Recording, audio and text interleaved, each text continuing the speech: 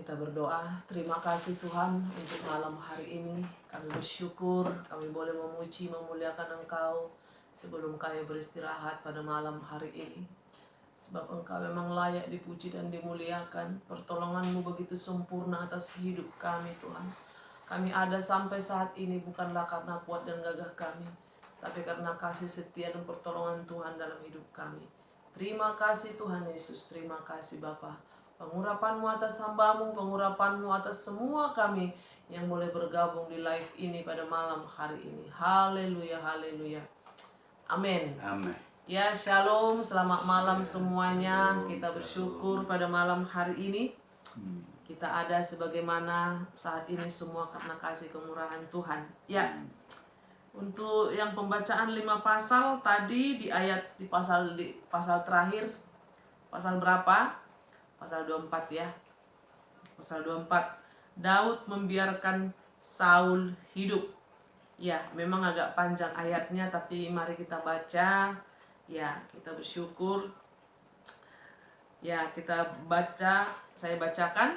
Daud membiarkan Saul hidup. Daud pergi, 1 Samuel 24 ayat 1. Daud pergi dari sana lalu tinggal di kubu-kubu gunung di En-gedi. Ketika Saul pulang sesudah memburu orang Filistin itu, diberitahukanlah kepadanya demikian. Ketahuilah Daud ada di padang gurun En-gedi.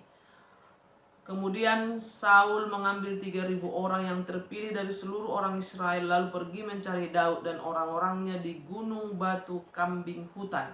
Ia sampai ke kandang-kandang domba di tepi jalan, di sana ada gua dan Saul masuk ke dalamnya untuk membuang hajat. Tetapi Daud dan orang-orangnya duduk di bagian belakang gua itu.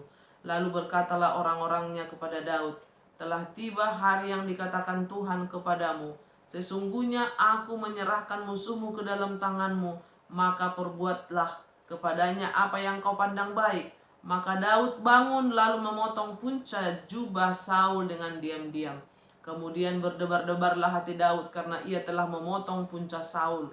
Lalu berkatalah ia kepada orang-orangnya, dijauhkan Tuhanlah kiranya daripadaku untuk melakukan hal yang demikian kepada tuanku, kepada orang yang diurapi Tuhan, yakni menjamah dia, sebab dialah orang yang diurapi Tuhan. Dan Daud mencegah orang-orangnya dengan perkataan itu. Ia tidak mengizinkan mereka bangkit menyerang Saul. Sementara itu Saul telah bangun meninggalkan gua itu hendak melanjutkan perjalanannya. Kemudian bangunlah Daud. Ia keluar dari dalam gua itu dan berseru kepada Saul dari belakang, katanya, "Tuanku Raja." Saul menoleh ke belakang, lalu Daud berlutut dengan mukanya ke tanah dan sujud menyembah. Lalu berkatalah Daud kepada Saul, "Mengapa engkau mendengarkan perkataan orang-orang yang mengatakan, sesungguhnya Daud mengikhtiarkan celah kamu? Ketahuilah pada hari ini matamu sendiri melihat bahwa Tuhan sekarang menyerahkan engkau ke dalam tanganku dalam gua itu. Ada orang yang telah menyuruh aku membunuh engkau, tetapi aku merasa sayang kepadamu karena pikirku, aku tidak akan menjamah tuanku. Itu sebab dialah yang diurapi Tuhan. Lihatlah dahulu ayahku, lihatlah kiranya punca jubahmu dan tanganku ini. Sebab dari kenyataan bahwa aku memotong punca jubahmu dengan tidak membunuh engkau, dapatlah kau ketahui dan kau lihat bahwa tanganku bersih daripada kejahatan dan pengkhianatan, dan bahwa aku tidak berbuat dosa terhadap engkau, walaupun engkau ini mengejar-ngejar aku untuk mencabut nyawaku. Tuhan kiranya menjadi hakim di antara aku dan engkau. Tuhan kiranya membalaskan aku kepadamu, tetapi tanganku tidak akan memukul engkau. Seperti peribahasa orang tua-tua mengatakan, dari orang fasik timbul kefasikan, tetapi tanganku tidak akan memukul engkau.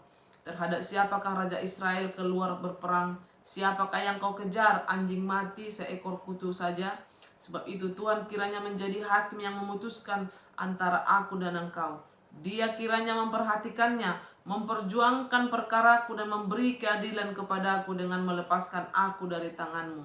Setelah Daud selesai menyampaikan perkataan itu kepada Saul, berkatalah Saul, "Suaramukah itu, ya anakku Daud?" Sesudah itu dengan suara nyaring menangislah Saul. Katanya kepada Daud, "Engkau lebih benar daripada aku. Sebab engkau telah melakukan yang baik kepadaku, padahal aku melakukan yang jahat kepadamu. Telah kau tunjukkan pada hari ini betapa engkau telah melakukan yang baik kepadaku.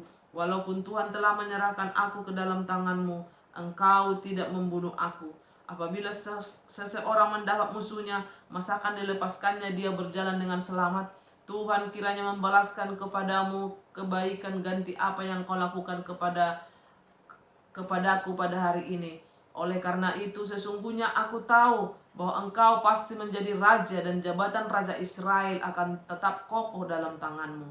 Oleh sebab itu bersumpahlah kepadaku demi Tuhan bahwa engkau tidak akan melenyapkan keturunanku dan tidak akan menghapus namaku dari kaum keluargaku. Lalu bersumpahlah Daud kepada Saul. Kemudian pulanglah Saul ke rumahnya, sedang Daud dan orang-orangnya pergi ke kubu gunung.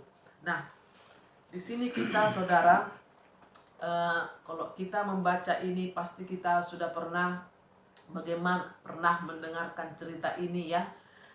Karena bagaimana Saul ingin membunuh Daud berkali-kali, mulai dari duduk di istananya, di rumahnya, di rumah dia saudara, dipanggil dia ke rumah, ke istana ya, ke tempat Saul saudara. Berapa kali dia mau ditombak.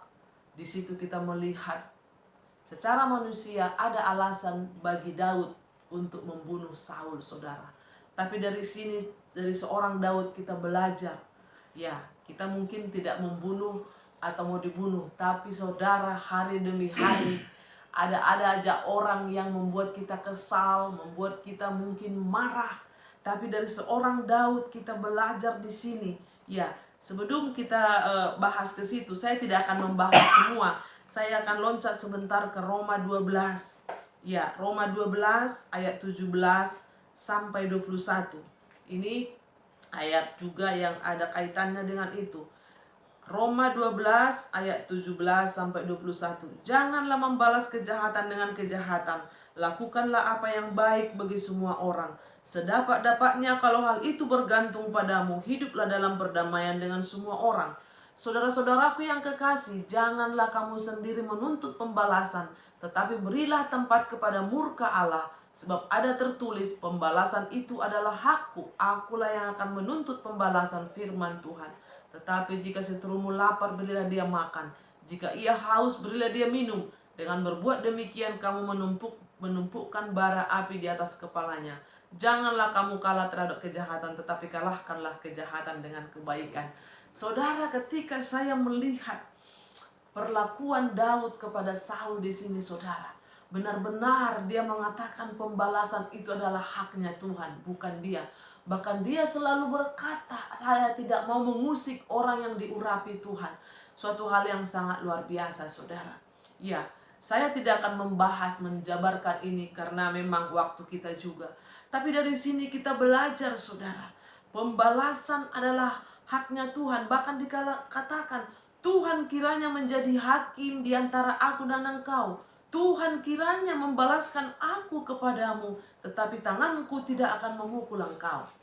Saudara yang dikasihi Tuhan, semua kita yang boleh ada, bahkan mungkin nanti yang mengikuti siaran tunda daripada live ini saudara, saya merasakan bagaimana hatinya Daud saat itu saudara. Bagaimana orang-orang yang mengikuti dia, bahkan dikatakan di situ, telah tiba hari yang dikatakan Tuhan kepadamu, sesungguhnya aku menyerahkan musuhmu ke dalam tanganmu, maka perbuatlah kepadanya apa yang kau pandang baik. Maka Daud bangun lalu memotong punca jubah Saul dengan diam-diam. Bayangkan saudara, dipotong punca bajunya. Mungkin kalau zaman dulu raja-raja itu kan punya jubah yang panjang-panjang ya, gitu. Bayangkan lagi dia buang hajat saudara, ya mungkin disitulah jubahnya itu tidak mungkin jauh, apa mungkin dia lagi di situ saudara dipotong. Kenapa tidak dibunuh aja dia, ditombak aja dia saat itu saudara. Tapi kembali lagi, di sini kita melihat hal yang sangat luar biasa Bapak Ibu. Bagaimana hari-hari kita, adakah dalam hati kita ini ada rindu untuk membalaskan? Lihat nanti ya, dulu kau gituin saya, nanti saya akan gituin kau. Atau kita katakan, lihat nanti Tuhan akan membalaskan itu kepadamu. Saudara yang dikasihi Tuhan, melalui ini saudara, dia hanya katakan, aku tidak mau mengusik orang yang diurapi Tuhan. Saudara yang dikasihi Tuhan, seberapa banyak di antara kita yang bisa mengampuni orang-orang yang mungkin melukai kita, yang mungkin orang-orang yang begitu membenci kita tanpa alasan. Apalagi di masa corona ini saudara, banyak orang-orang yang mungkin membuat kita kesal. Ya, tapi dari seorang Daud kita belajar pada malam hari ini saudara. Ya, dari seorang Daud sangat luar biasa di sini saudara. Ya, ayat 8. Dan Daud mencegah orang-orangnya dengan perkataan ini. Ia tidak mengizinkan mereka bangkit menyerang Saul. Sementara itu Saul telah bangun meninggalkan gua itu, hendak melanjutkan perjalanannya. Kemudian bangunlah Daud, ia keluar dari dalam gua itu dan berseru kepada Saul. Bayangkan saudara, ini bajumu sudah kupotong. Kalau orang bahasa apanya saudara, bahasa gaulnya, mau ngapain kamu? Mau apa lagi? Ya, kalau mau kubunuh kau tadi saya udah bunuh. Tapi saya tidak melakukan itu, kata si Daud di situ saudara. Saudara yang dikasihi Tuhan, sangat luar biasa. Ya, sangat luar biasa di sini. Dikatakan di ayat 11. Ketahuilah pada hari ini matamu sendiri melihat bahwa Tuhan sekarang menyerahkan engkau ke dalam tanganku dalam gua itu. Ada orang yang telah menyuruh aku membunuh engkau, tetapi aku merasa sayang kepadamu karena pikirku, aku tidak akan menjamah Tuanku, sebab dialah yang diurapi Tuhan. Saudara yang dikasihi Tuhan, mungkin kita bukan kepada hamba Tuhan atau kepada raja kita berselisih paham atau orang benci kepada kita. Tapi bagaimanapun kita itu tidak boleh sebenarnya menaruh dendam kepada ciptaan Tuhan.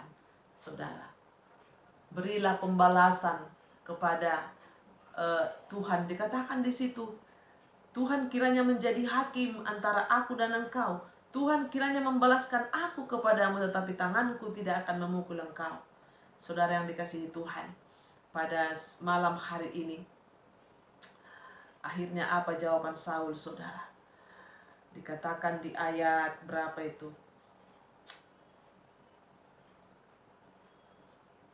Ayat 17. Setelah Daud selesai menyampaikan perkataan itu kepada Saul, berkatalah Saul, suaramukah itu ya anakku? Sesudah itu dengan suara nyaring menangislah Saul.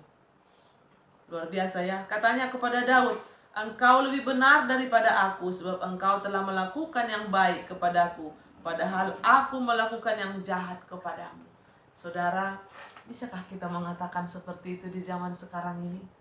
Seharusnya harus bisa. Kita yang sudah ditebus, ya, pembalasan adalah hakku, kata Tuhan tadi di Roma 12 ayat 17 sampai 21 saudara. Ya, jangan ada terus kerinduan, keinginan untuk membalas.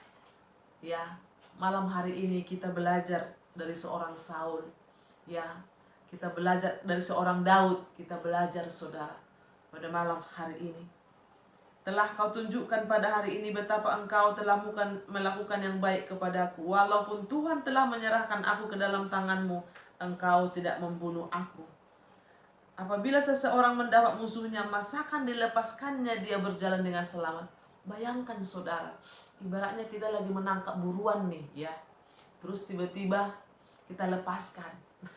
Suatu saat Pak John itu nggak bisa lihat tikus saudara. Ya, jadi bahkan kemarin ada yang tikus dapat telepon Pak John.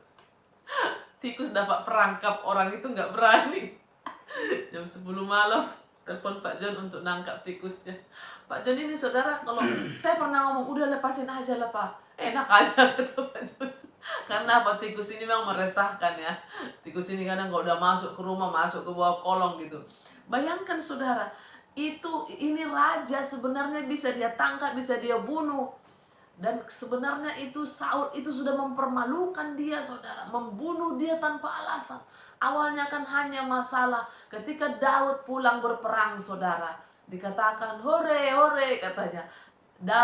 Saul mengalahkan beribu-ribu tapi Daud berlaksa-laksa. Di situ saudara, di situ Daud dari situlah awalnya Saul, saya raja, kenapa dia yang ditonjolkan? Mulai dari situ timbullah iri hatinya Bapak Ibu. Nah, jadi saudara jangan ada iri hati.